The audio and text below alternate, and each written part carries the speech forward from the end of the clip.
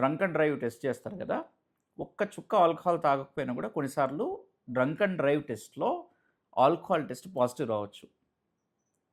ఇది చాలా ఇంట్రెస్టింగ్ ఉంటది. ఎందుకు అనే దానికి రకరకాల కారణాలుంటాయి చెప్తాను.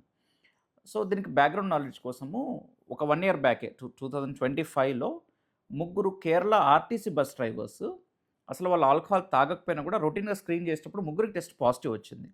వాళ్ళేమో తాగడం లేదంటున్నారు. పోలీసులకేమో టెస్ట్ పాజిటివ్ వచ్చింది.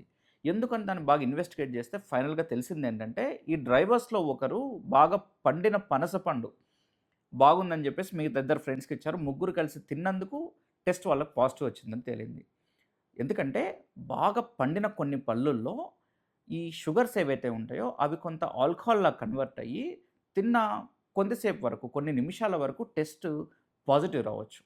ఇదే కాకుండా కొంతమంది షుగర్ పేషెంట్స్‌కి షుగర్ అస్సలు కంట్రోల్ లేనప్పుడు డయాబెటిక్ కీటోఅసిడోసిస్ అనే ఒక స్టేజ్‌కెళ్ళినప్పుడు బ్లడ్‌లో కీటోన్ లెవెల్స్ పెరగడం వల్ల, ఎస్పెషల్లీ అసిటోన్ అనేది ఒకటి పెరగడం వల్ల ఈ ఆల్కహాల్ బ్రెత్ అనలైజర్స్ ఏవైతే ఉంటాయో అవి అసిటోన్‌ని అండ్ ఆల్కహాల్‌ని అంత డిఫరెన్షియేట్ చేయలేవు.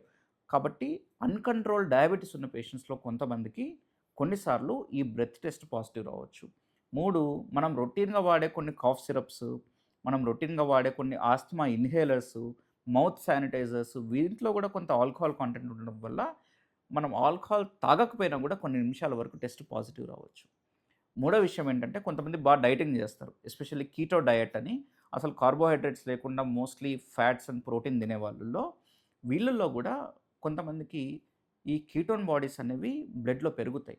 ఈ కీటోన్ బాడీస్ పెరగడం వల్ల గూడా కొన్నిసార్లు మనం తాగకపోయినా గూడా టెస్ట్ పాజిటివ్ రావచ్చు.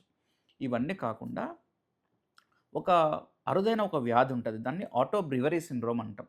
ఈ ఆటో బ్రివరీ సిండ్రోమ్‌లో ఏమైతదంటే ఈ పేషెంట్‌ల పేగులో ఉన్న బాక్టీరియా ఏదైతే ఉందో, మనం తిన్న ఆహారాన్ని అది ఆల్కహాల్‌లా కన్వర్ట్ జేసి, వాళ్ళు అస్సలు తాగకపోయినా వాళ్ళకి టెస్ట్ ఎప్పుడు చేసినా కూడా వాళ్ళకి పాజిటివ్ వస్తది.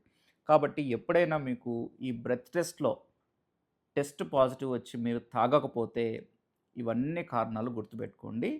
అండ్ ఇలాంటి సిట్యుయేషన్ ఒకసారి మీకు ఎదురైనప్పుడు నెక్స్ట్ ఏం జేయాలి? ఎలా దీని నుంచి బయటపడాలనేది నేను మీకు నెక్స్ట్ వీడియోలో చెప్తాను.